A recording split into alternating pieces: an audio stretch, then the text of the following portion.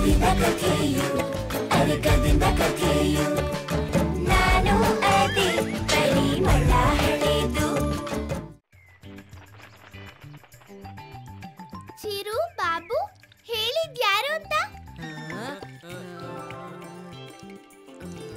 ನನ್ ಪ್ರಕಾರ ಇದು ಅಮ್ಮ ಅಲ್ವಾ?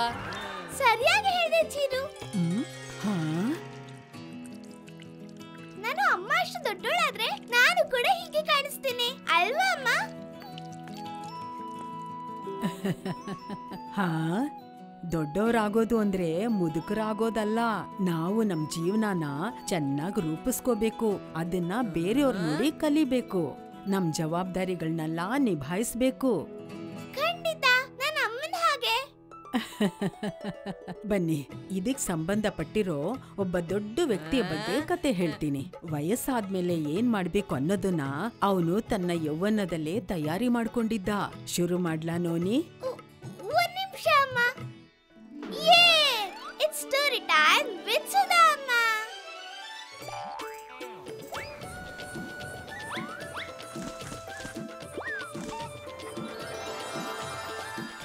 When Yama called. ವಿಜಯನಗರದ ವಿಶ್ರಾಮ ಶಾಲೆ ತುಂಬಾ ಪ್ರಸಿದ್ಧವಾಗಿತ್ತು. ಬೇರೆ ನಗರದಿಂದ ವಿಜಯನಗರಕ್ಕೆ ಬಂದು ಹೋಗ್ತಿದ್ದ ವ್ಯಾಪಾರಿಗಳಿಗೆ ಉಳ್ಕೊಳ್ಳೋದಿಕ್ಕೆ, ವಿಶ್ರಾಂತಿ ಪಡೆಯೋದಿಕ್ಕೆ ಇದೊಂದೊಳ್ಳೆ ಜಾಗ ಆಗಿತ್ತು. ಇದಕ್ಕಿಂತ ಒಳ್ಳೆ ಜಾಗ ಎಲ್ಲೂ ಇರಲಿಲ್ಲ.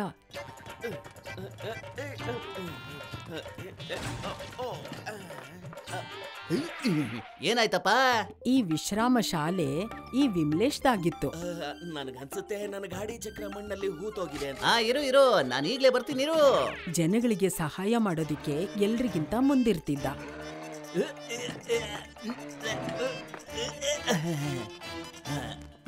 ಧನ್ಯವಾದಗಳು ವಿಮಲೇಶ. ಭಾಸ್ಕರಣ್ಣ, ಇವತ್ತು ಇಲ್ಲೇ ಊಟ ಮಾಡಿ ಸ್ವಲ್ಪ ವಿಶ್ರಾಂತಿ ತಗೊಳ್ಳಿ. ನಾನು ಈ ದಾರಿ ಸರಿ ಮಾಡೋದಿಕ್ಕೆ ಏನಾದ್ರೂ ಮಾಡ್ತೀನಿ. ಈ ತರ ಒಳ್ಳೆ ಕೆಲಸ ಮಾಡೋದಿಕ್ಕೆ ಅವನ ತಮ್ಮಂದಿರು ಕೂಡ ಅವನಿಗೆ ಸಹಾಯ ಮಾಡ್ತಿದ್ರು.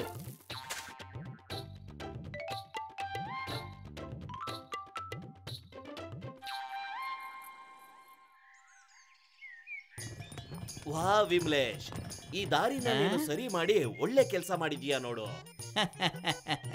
ಹಾಗೇಳ್ಬೇಡಿ ಅಣ್ಣ, ಮತ್ತೆ ಬನ್ನಿ.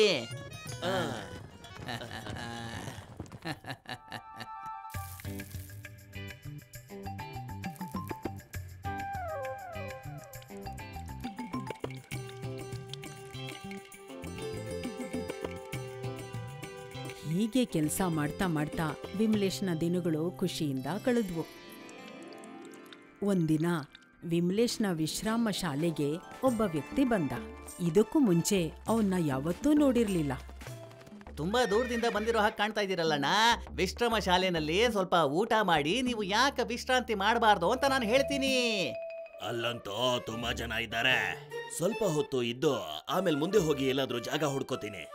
ಆ ಬಂದ ವ್ಯಕ್ತಿ ಇಲ್ಲಿ ಊಟ ಮಾಡದೆ ವಿಶ್ರಾಂತಿ ಪಡೆಯದೆ ಹೋಗೋದನ್ನ ನೋಡಿ ವಿಮಲೇಶ್ಗೆ ತುಂಬಾ ಬೇಜಾರಾಗ್ಬಿಟ್ಟಿತ್ತು. ವಿಶ್ರಾಮ ಶಾಲೆಯಲ್ಲಿಲ್ಲ ಅಂದ್ರೆ ಏನು, ನನ್ನ ಮನೇಲ್ ಜಾಗ ಇದೆ ಅಲ್ವಾ ಅಂತ ಯೋಚನೆ ಮಾಡ್ದ. ನೋಡಿ, ಈ ಕಾಳು ನಿಮ್ಮ ಕುದುರೆಗೆ.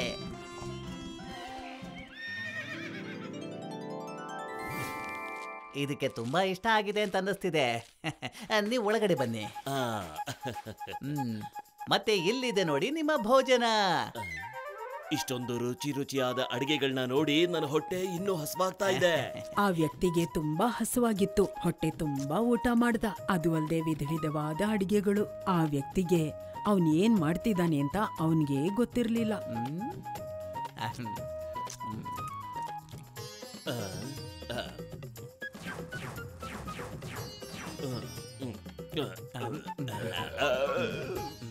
ಹೊಟ್ಟೆ ತುಂಬಾ ತಿಂದಿರೋ ಆ ವ್ಯಕ್ತಿ ಮತ್ತೆ ಅವನ ಕುದುರೆ ಯಾವುದೇ ಸುಸ್ತಿಲ್ದೆ ಅಲ್ಲಿಂದ ಹೊರಡೋದಿಕ್ಕೆ ತಯಾರಾದ್ರು. ತುಂಬಾ ರುಚಿ ರುಚಿಯಾದ ಊಟ ಕೊಟ್ಟಿದ್ದಕ್ಕೆ ನಿಮಗೆ ತುಂಬಾ ಧನ್ಯವಾದಗಳು. ನೀವು ತುಂಬಾ ಸರಳ ಮತ್ತೆ ಸಹೃದಯ ವ್ಯಕ್ತಿ. ನಿಮ್ಗೇನಾದ್ರೂ ಚಿಂತೆ ಅಥವಾ ತೊಂದರೆಗಳಿದ್ರೆ ನನಗೆ ಹೇಳ್ಬೋದು. ಚಿಂತೆ ಮತ್ತೆ ತೊಂದರೆ? ನನಗೆ ಯಾವುದೇ ರೀತಿ ಚಿಂತೆ ಮತ್ತೆ ತೊಂದರೆನೂ ಇಲ್ಲ. ನನಗೆ ದೊಡ್ಡ ಕುಟುಂಬನೇ ಇದೆ. ನನಗಿಬ್ರು ತಮ್ಮಂದಿರಿದ್ದಾರೆ. ಅವರಿಬ್ರು ಮಕ್ಕಳು ಜೊತೆಗೆ ಆಡ್ಕೊಂಡಿರ್ತಾರೆ. ಈ ವಿಶ್ರಾಮ ಶಾಲೆನ ನಡೆಸ್ಕೊಂಡು ಮತ್ತೆ ಇಲ್ಲಿಗೆ ಬರುವಂತ ಜನಗಳ ಸೇವೆ ಮಾಡಿಕೊಂಡು ನನ್ನ ಜೀವನ ಹೇಗೋ ನಡೀತಾ ಇದೆ ಚೆನ್ನಾಗಿ. ನನಗೆ ಯಾವುದ್ರ ಚಿಂತೆನೂ ಇಲ್ಲಣ್ಣ. ಓ, ಅಂದ್ರೆ ನೀನು ನಿನ್ನ ಮನಸ್ಸಿನ ಮಾತನ್ನ ಹೇಳಲ್ಲ ಅಂತ ಆಯ್ತು. ಇರೋ.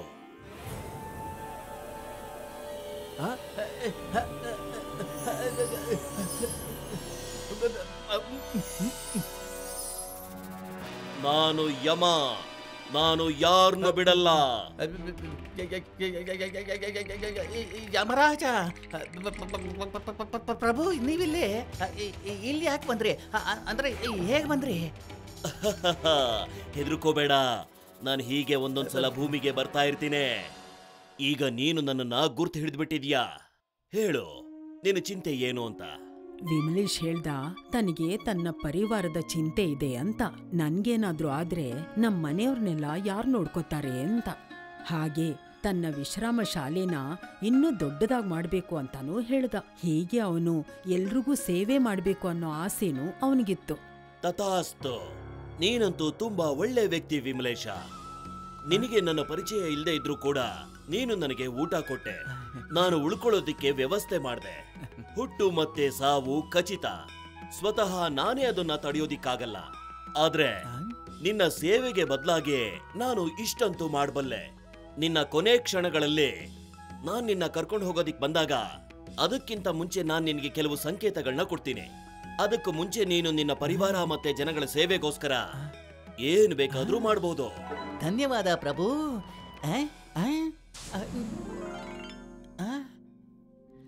ಯಮರಾಜನಿಂದ ಆಶ್ವಾಸನೆ ಸಿಕ್ಕದ್ಮೇಲೆ ವಿಮಲೇಶನ್ಗೆ ಯಾವುದೇ ಚಿಂತೆ ಇರಲಿಲ್ಲ.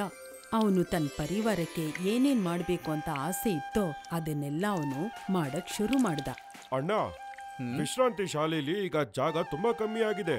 ನಾವೀಗ ವಿಶ್ರಾಂತಿ ಶಾಲೆಯಲ್ಲಿ ಕೊಠಡಿಗಳನ್ನ ಜಾಸ್ತಿ ಮಾಡಬೇಕಾಗಿದೆ. ನೀನು ವಿಶ್ರಾಮ ಶಾಲೆನ ಸ್ವಲ್ಪ ದೊಡ್ಡದು ಮಾಡು, ಮತ್ತೆ ಅದರ ಎಲ್ಲ ಜವಾಬ್ದಾರಿನ ನೀನೇ ವಹಿಸ್ಕೋ. ಅನುಜ್ ನಿನಗೆ ಸಹಾಯ ಮಾಡ್ತಾನೆ, ಸರಿನಾ? ಹೀಗೆ ನಿಧಾನವಾಗಿ ವಿಶ್ರಾಮ ಶಾಲೆಯಲ್ಲಿ ವಿಮಲೇಶ್ನ ತಮ್ಮಂದಿರು ಕೂಡ ಕೆಲಸ ಮಾಡೋದಕ್ಕೆ ಶುರು ಮಾಡ್ಕೊಂಡ್ರು.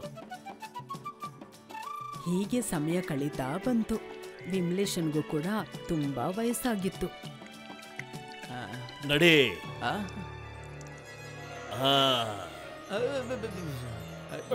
ಏನಾಯ್ತು ಅಣ್ಣ? ಏನೂ ಇಲ್ಲ, ನಾನ್ ಚೆನ್ನಾಗಿದ್ದೇನೆ. ಅಣ್ಣ, ನಾನ್ ಅನ್ಕೋತಿರೋದೇನು ಅಂದ್ರೆ ವಿಶ್ರಾಂತಿ ಶಾಲೆಯಲ್ಲಿ ಒಂದು ಭೋಜನ ಶಾಲೆ ಇದ್ರೆ ತುಂಬಾನೇ ಒಳ್ಳೇದು ಅಂತ. ನಾನೀ ಜವಾಬ್ದಾರಿನ ಅನುಜ್ಗೆ ಕೊಡಬೇಕು ಅಂತಿದ್ದೀನಿ. ಇದನ್ ಕೇಳಿ ವಿಮಲೇಶ್ ಖುಷಿ ಪಟ್ಟ. ಯಾಕೆಂದ್ರೆ ಅವನ ಇಬ್ರು ತಮ್ಮಂದಿರು ಅವ್ರ ಕಾಲ್ ಮೇಲೆ ಅವ್ರು ನಿಂತ್ಕೊಂಡ್ರು ಅಂತ. ಹೀಗೆ ಸಮಯ ಕಳೀತಾ ಬಂತು. ವಿಮಲೇಶ್ನ ತಮ್ಮಂದಿರು ಅವನ್ ಹೇಳೋ ಮಾತನ್ನ ಕೇಳ್ತಾ ವಿಶ್ರಾಮ ಶಾಲೆಯ ಕೆಲಸಗಳನ್ನ ಮುಂದುವರಿಸ್ತಾ ಸಹಾಯ ಮಾಡ್ತಾ ಬಂದ್ರು. ಆದ್ರೆ ವಿಮಲೇಶನ್ಗೆ ಒಂದೇ ಒಂದು ಚಿಂತೆ ಇತ್ತು. ಅದ್ಯಾವ ಚಿಂತೆ ಅಂದ್ರೆ ಯಮರಾಜ ಬರೋಕ್ಕೂ ಮುಂಚೆ ಅವನು ಕೊಡೋ ಸಂಕೇತದ ಬಗ್ಗೆ. ಹೋಗೋಣವಾ? ನೀನು ಹೊರಡೋ ಸಮಯ ಬಂದಿದೆ. ಪ್ರಭು ನೀವು? ಪ್ರಭು ಅಲ್ಲ ಅಣ್ಣ, ನಾನು. ನೀವು ನಮ್ಮ ಹೊಸ ವಿಶ್ರಾಂತಿ ಶಾಲೆ ಉದ್ಘಾಟನೆ ಮಾಡೋದಕ್ಕೆ ಬರ್ಬೇಕಲ್ವಾ? ನಾನು ಅದನ್ನ ಮರ್ತೆ ಹೋಗಿದ್ದೆ ಅನೋಜ್. ಬನ್ನಿ ಹೋಗೋಣ. ವಿಮಲೇಶನ್ ಜೀವನ ಕೊನೆಯಾಗ್ತಾ ಬಂತು. ಮನುಷ್ಯನಿಗೆ ಬದುಕಬೇಕು ಅನ್ನೋ ಆಸೆ ಅವನು ಸಾಯೋವರೆಗೂ ಅದು ಬಿಡೋದಿಲ್ಲ. ಸೊ ಇದೇ ತರ ವಿಮಲೇಶನ್ ಜೀವನದಲ್ಲೂ ಇತ್ತು.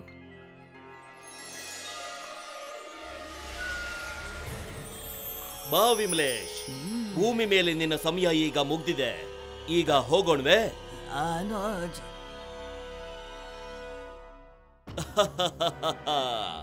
ಈ ಸಲ ಬಂದಿರೋದು ಅನುಜ ಅಲ್ಲ, ನಾನು ಯಮ. ಪ್ರಭು, ನೀವು ಹೇಳಿದ್ರೆ ನೀವು ಬರೋ ಮುಂಚೆ ನನಗೆ ಸಂಕೇತ ಕೊಡ್ತೀನಿ ಅಂತ. ನಾನು ನಿನಗೆ ಸಂಕೇತ ಕೊಟ್ಟಿದ್ದೆ ವಿಮಲೇಶ್. ನಿನ್ನ ಕೂದಲನ್ನ ಬಿಳಿ ಮಾಡಿದ್ದೆ, ನಿನ್ನ ಬೆನ್ನನ್ನ ಬಾಗ್ಸಿದ್ದೆ, ವೃದ್ಧಾವಸ್ಥೆಯಲ್ಲಿ ನಿನ್ನ ಹಲ್ಲುಗಳು ಉದ್ರೋಗಿದ್ವು. ಇವೆಲ್ಲ ನಾನು ಬರೋ ಸಂಕೇತ ಆಗಿದ್ವು. ಆದ್ರೆ ಇದಂತೂ ಎಲ್ರಿಗೂ ಆಗತ್ತಲ್ಲ ಪ್ರಭು. ಇದಕ್ಕೋಸ್ಕರನೇ ಅಲ್ವಾ ಮನುಷ್ಯ ಸಾಯೋದಕ್ಕೂ ಮುಂಚೆ ಎಲ್ಲ ತಯಾರಿ ಮಾಡ್ಕೊಳ್ಳೋದು. ಅದು ನೀನ್ ಮಾಡ್ದಲ್ಲ ಹಾಗೆ. ನಾನು ಎಲ್ಲ ಗಮನಿಸ್ತಾ ಇದ್ದೆ. ನೀನು ನಿನ್ನ ಸಹೋದರರನ್ನ ಜನರ ಸೇವೆಗೋಸ್ಕರ ನೇಮಿಸಿದ್ದೆ. ಈಗ ಆ ನಿನ್ನ ಸಹೋದರರು ಜನಗಳ ಸೇವೆ ಮಾಡ್ತಾ ಇದ್ದಾರೆ. ಆಗ ವಿಮಲೇಶನ್ಗೆ ಒಂದು ವಿಷಯ ನೆನ್ಪಿಗೆ ಬಂತು. ತನಗ್ ಗೊತ್ತಿಲ್ದೇನೆ ಯಮರಾಜ ಹೇಳಿದ ಮಾತನ್ನ ಚೆನ್ನಾಗಿ ನಡೆಸ್ಕೊಟ್ಟಿದ್ದಾನೆ ಅಂತ, ತನ್ನ ತಮ್ಮಂದಿರಿಗೆ ಒಳ್ಳೆ ಸ್ಥಾನ ಕೊಟ್ಟಿದ್ದಾನೆ ಅಂತ, ತಾನು ಹೋದ್ಮೇಲೂ ಅವರು ತಮ್ಮ ಪರಿವಾರನ ಚೆನ್ನಾಗಿ ನೋಡ್ಕೋತಾರೆ ಅಂತ. ಈಗ ಅವನಿಗೆ ಯಾವುದೇ ರೀತಿಯ ಸಮಸ್ಯೆ ಇರಲಿಲ್ಲ. ಅವನು ಖುಷಿಯಾಗಿ ಯಮರಾಜನ್ ಜೊತೆ ಪೃಥ್ವಿ ಲೋಕಕ್ಕೆ ವಿದಾಯ ಹೇಳ್ದ.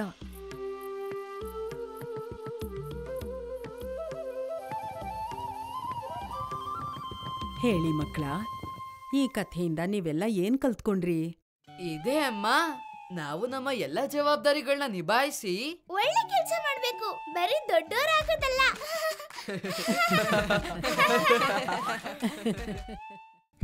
If you like this video, subscribe to our channel Murthy Media. ಮಾತು ಮಾತಲ್ಲಿ ತಕ್ಷಣ ಬೀಳುತ್ತೆ ಹನಿಯು, ಅದುವೆ ಪಿಸು ಮಾತಲ್ಲಿ ಸಂಪೂರ್ಣ ನಿಜವಾದ ಕಥೆನು ಹೇಳಲು ಬಂದೆ ಈಗ ಸಿಹಿ ಕಹಿ ರುಚಿಗಾಗಿ. ಮಗು ನಾನು ಚೂಟಿ ಅಜ್ಜಿ ಮುತ್ತಜ್ಜಿ, ಮಗು ನಾನು ಚೂಟಿ ಅಜ್ಜಿ ಮುತ್ತಜ್ಜಿ. ಕವಿದ ಕಥೆಯು ಅರಗದಿಂದ ಕಥೆಯು, ನಾನು ಅದೇ ಪರಿಮಳ ಹಳೆದು. ಕಿಂಚಿತ್ತು ಮಾತಲ್ಲಿ ಕಟು ಸತ್ಯ ಹೇಳ್ತೀನಿ, ಗಾಳಿ ಆಗಿ ಬೀಸಿ ಒಂದು ಕಿಟಕಿ ತೆರಿತೀನಿ. ಬೆರಳನ್ನು ಹಿಡಿದು ಜೊತೆಯಾಗಿ ನಡೆವೆ, ದಟ್ಟಣೆಯ ಕತ್ತಲಲ್ಲಿ ಮಿಸುಕಾಗಿ